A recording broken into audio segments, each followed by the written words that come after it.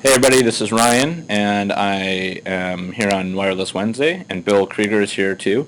And I thought I'd record this as a helpful tool for people that want to look at using Schoology for semester exam review and kind of assisting students in doing that. So here's what I do, but I've been thinking about this from the beginning of the semester and the beginning of last semester, so I thought I'd show you what I've been thinking about and how it leads to where we are now going into study week. First thing I'm going to do is I'm going to go to my materials tab. Actually, I want to open the materials page like this. And you can see I have some folders in there for when I had like a specific topic. But I'm going to add a new folder.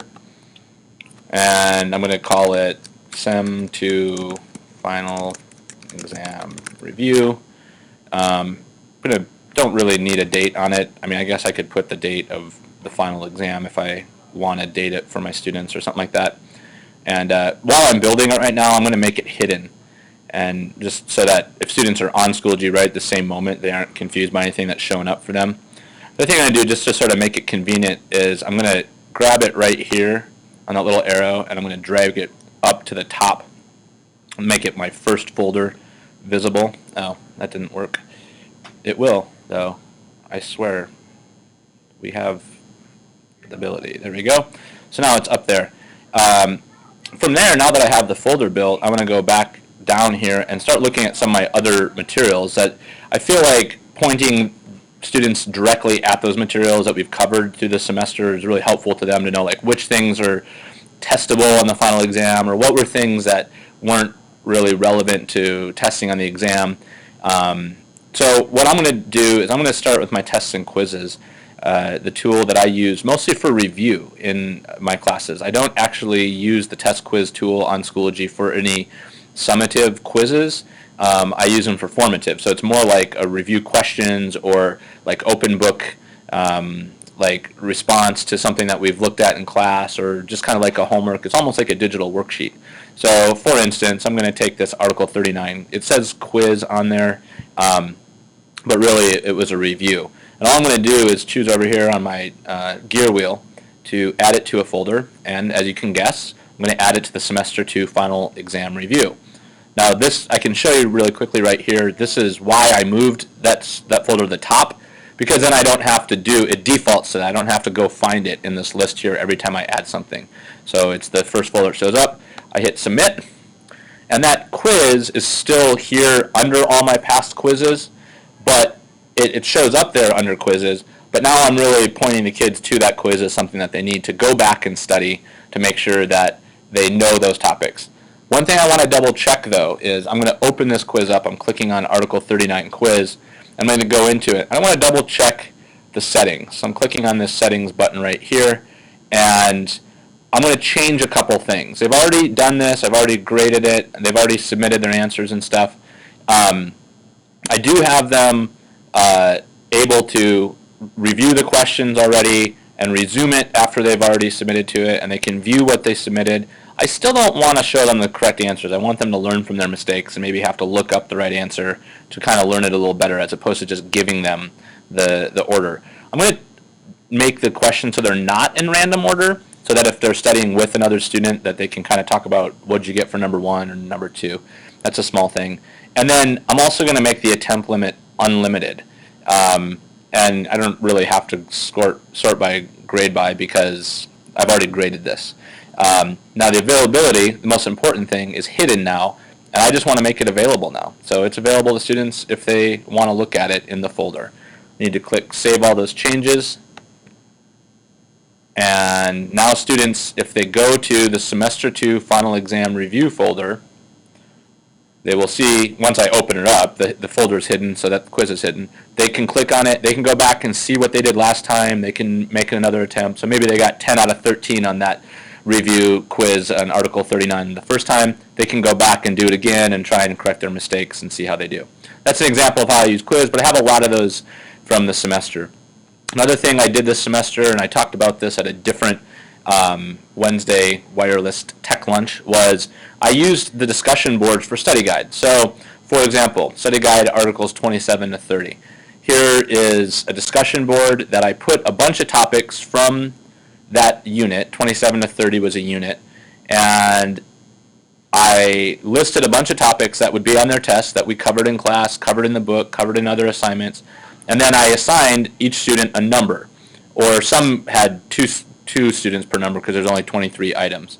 And as you can see, scrolling down here, these students kind of crowdsourced the study guide. Each of them contributed something, and they could use that to study, as opposed to one student trying to make a whole study guide. Each one contributes a little bit to the common good. Now, that doesn't guarantee they all did a good job with it, but they can discern that for themselves, whether or not they need to add more to somebody else's work.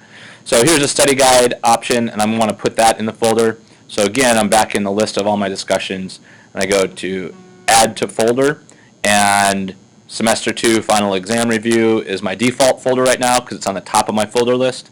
I hit Submit, and it'll be there with my Quiz 39 review that I already put in there. Finally, I'm going to show you just in, go back to Materials page, in my Assignments tab. We've done, sometimes there's an assignment there that I said, take notes on something, or do a review of these questions, and here's a good example of that. Review Articles 18 and 21, our study of social sin, or part of our study of social sin.